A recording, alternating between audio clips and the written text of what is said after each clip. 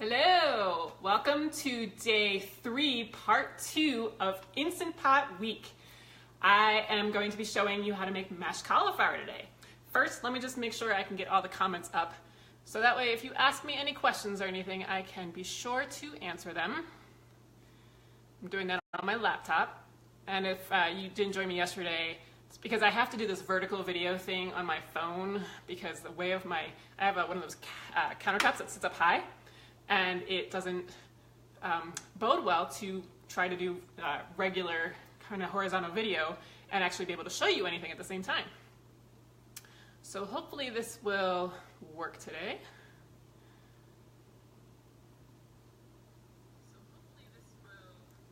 Okay, turn the sound off. Okay, all right, now we are ready to roll. So I'm showing you mashed cauliflower today. If you watched earlier, Kristen was on from A Mindful Mom, and she showed you how to make white potatoes and sweet potatoes in the Instant Pot. And I actually learned a lot because I had never done that before. So it was really interesting for me to watch, and I think I'm actually going to be using that method instead of the oven method from now on because it's so much quicker.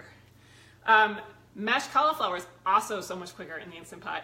If you're used to making mashed cauliflower, it is not a hard thing to do. I mean, you just boil some water, put some cauliflower in it, and then strain it and mash it. It's not that big of a deal. But the Instant Pot method is actually a lot more hands-off, which I really like. It's like, I'll show you in a minute how exactly you do it, but it's just one of those kind of set it and forget it kind of things until you have to mash it. Whereas on the stovetop, you have to kind of tend to it a little bit. And it's just kind of annoying to have to tend to it if you're doing 1,000 other things at dinner. So the Instant Pot method is just faster and easier and less hands-on. So I'm going to show you today, I actually have it in the Instant Pot going right now. I'm going to show you a quick release and what that actually looks like in a minute after this beeps. Thanks, Kristen. But first I'm going to show you what we need to do. So since my Instant Pot's being occupied right now with the mashed cauliflower, I'm going to show you here, we're going to pretend this is the inner liner of the Instant Pot, right? The metal liner. We are going to pretend that this beautiful Power Rangers plate, paper plate, is one of those wire kind of trivet things that you put in there. I will show you that in a minute when this is done, but we're just going to pretend that that's what it is right now. So you would put this into the Instant Pot liner, and then you're going to pour in 1 cup of water. I'll actually do that to not get my plate all wet. And then you're going to take the florets from like 1 to 2 cauliflower, depending on how many you need to make, and you're going to put them on top of the trivet. Yeah, you like my wire mesh thing? Don't put a Power Rangers paper plate in your Instant Pot. It's probably going to get mushy. Probably not a good idea. But so you want to put these on top of the wire trivet thing, because that way you're going to see in a second how I'm going to just pick it up out of the Instant Pot and then drain the water and then put it back in so that way I can mash everything. And you heard that beep just a second ago? That is, ideally I would be quick releasing the pressure right now, but I'm just going to let it sit just for a second so I can continue explaining this to you so it's not all out of order. So you put this in into the Instant Pot, and then you're going to set it to manual high pressure for 5 minutes. And it takes about 5 to 7 minutes depending on your elevation. I'm up actually in Denver area in Colorado, so I think it takes a little bit longer maybe for me, or it could be shorter. I can't remember. I'm getting confused on that right now, but to come to pressure, but it's not very long. It's like 5 to 7 minutes to come to pressure. Then it will count down from 5, and then it will beep like this. And so we're going to put this over there, and I'm going to show you right now how to do a quick release. Let's do this safely. So quick releasing is a scary, intimidating thing, I know, because I was very scared of doing it before. And you can do it very safely, but just make sure you follow these rules. So number 1, I suggest you use kitchen, like oven mitts. You can use just a towel, but I've burnt myself doing that because sometimes you don't have the towel completely wrapped around your hand the right way. So I suggest using oven mitts. And then, Kristen says it should be a little bit longer to come to pressure for, I'm assuming me. I don't know. But so you take the oven mitt, and then I also like to kitchen towel because the steam that's coming out of here is extremely hot. So you don't want it on your hand, on your face, and as I explained yesterday, you don't want it on your kitchen counter or your cabinets, so don't leave it underneath your cabinet. It will strip the paint, and that's not a good thing. So if it's like over there, we pull it out a little, so it's like the stream's not gonna be coming right up. And like right now I have it out in an open area. And you wanna do this with veggies because veggies will continue to cook while they're under pressure here. So I'm gonna stand out of the way, and I'm gonna turn the sealing valve up here to release, okay? Using both of these. Oops.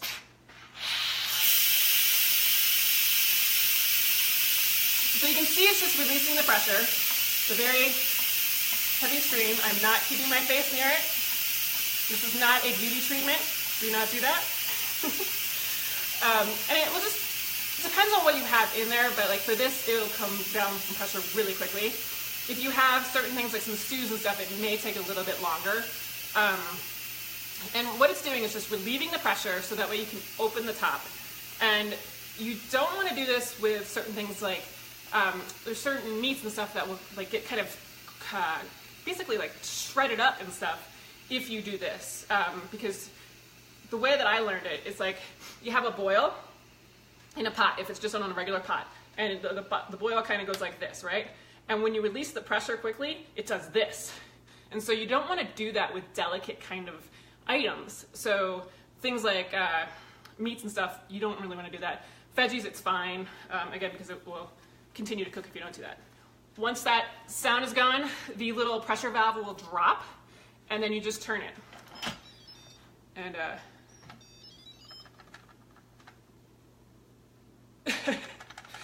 okay, and then you take the top off. And the handy thing I learned a couple weeks ago is that, you know, this actually, because you got all this water coming off and everything, it actually sits right there like that.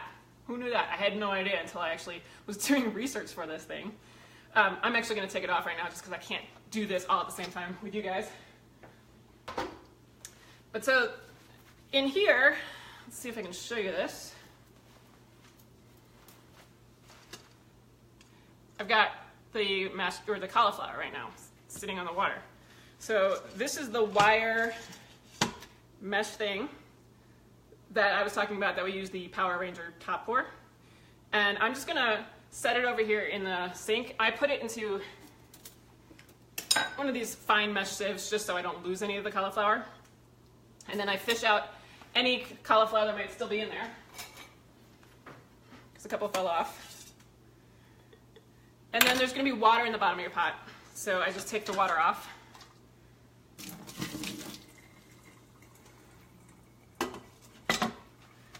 And then you have an empty pot here.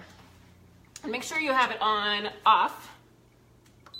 I mean, it doesn't really matter if it's still warming, but then I just put the cauliflower back in. So that's why I keep it in the wire mesh thing. All right, so this is the thing I was talking about, just so you can see.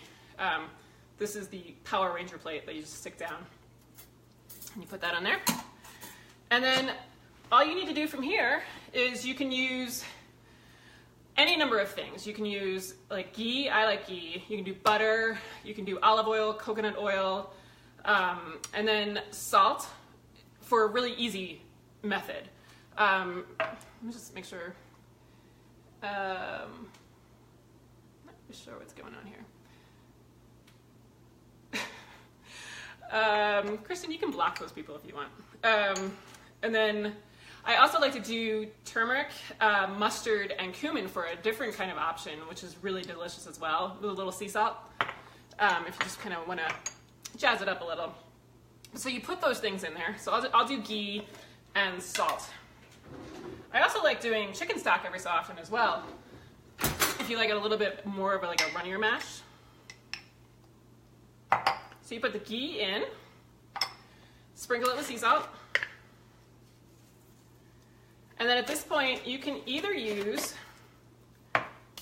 like here, an immersion blender to blend it up, or you can use a potato masher. It doesn't really matter depending on which one you have. So I'm going to just do the immersion blender because I find it a little bit easier, but it doesn't really matter. So we do that.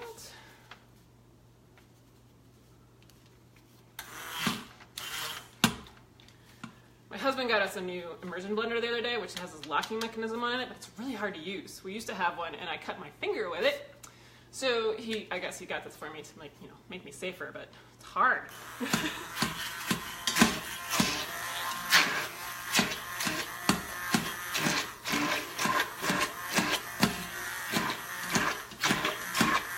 All right, I'm just gonna stop there. You guys get the idea. I'm not gonna make it as creamy as I probably would, but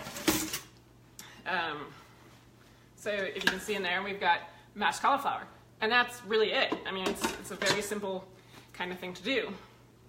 I think that's it for everything with the mashed cauliflower, but I did want to mention a couple of questions that we had about pressure cooking in general and the Instant Pot, like safety kind of things. So I know it's such an intimidating kind of device, and I mean, if you're familiar with these scary looking stovetop pressure cookers, I can understand why you would be scared of a Instant Pot, because the stovetop one, you have to keep it at like a constant temperature on the stove, making sure you're not going too high at a boil once you actually brought it to pressure and everything, and it's a constant kind of monitoring, and it's a little scary, and it could explode. I mean, that thing, I don't use it very much, especially now that I have the Instant Pot. The Instant Pot, on the other hand, has 10 different safety features to make sure that it's not going to explode or come too high pressure or anything that's going to cause any issues. It also, somebody asks if kids could come around and hit the little buttons while it's at pressure, and the answer is no. You can't actually change any of the settings on here while it's working. The only button that will work is the off cancel button. The only thing I will say, though, is if you do have kids that are kind of curious, make sure this is up off of a counter so that they can't get to the to that valve, because the valve will be what can hurt them. Because again, like what I just showed you with the quick release, that will be that steam that comes out and they will get burned. So I just keep mine off the counter and keep this turned so that the kids can't get to it. And I mean, just practice basic safety with them and tell them not to touch it. But if you're worried about a toddler or something, you should be fine when it's on the counter above where they can reach. They can't do anything to cause it to rocket through your ceiling and go into your bedroom, because I was worried about that. Oh, thank you, Kristen, for blocking that guy. I hope there wasn't any actual real questions in there, because I was having a hard time trying to discern that from anything. So if there was, feel free to ask again, because that was a little bit annoying. You love the creepers when you go live, right? So let's see, what else? I think that's it from mashed cauliflower. And then make sure that you enter the giveaway for our Instant Pot if you want to. The link is thrivingonpaleo.com/giveaway. And the word of the day, as a thank you for watching through all of our videos, is rice.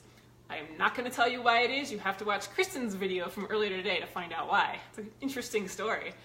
And if you haven't watched Kristen's video from earlier today, Kristen from A Mindful Mom did potatoes. She told us how to show how to do white potatoes and sweet potatoes in the Instant Pot, and I learned a lot from that, so I think it's a very great thing to watch, and you'll learn a lot as well. And tomorrow, she's doing frozen ground beef in the Instant Pot, which is really a great weeknight time saver, because if you have forgotten to take your ground beef out of the freezer, which I do that all the time, and it's a pain in the butt to have to defrost it and stuff in water or anything like that, you can do it in the Instant Pot really quickly. So she's going to show you how to do that. And then I am going to show a recipe for beef stroganoff. It's actually not my own. It's Jennifer Robbins from Predominantly Paleo's recipe, and she's giving me permission to share that. So I'm going to share that tomorrow. And let's see, anything else? I think that should be it. So I will see you guys tomorrow, all right?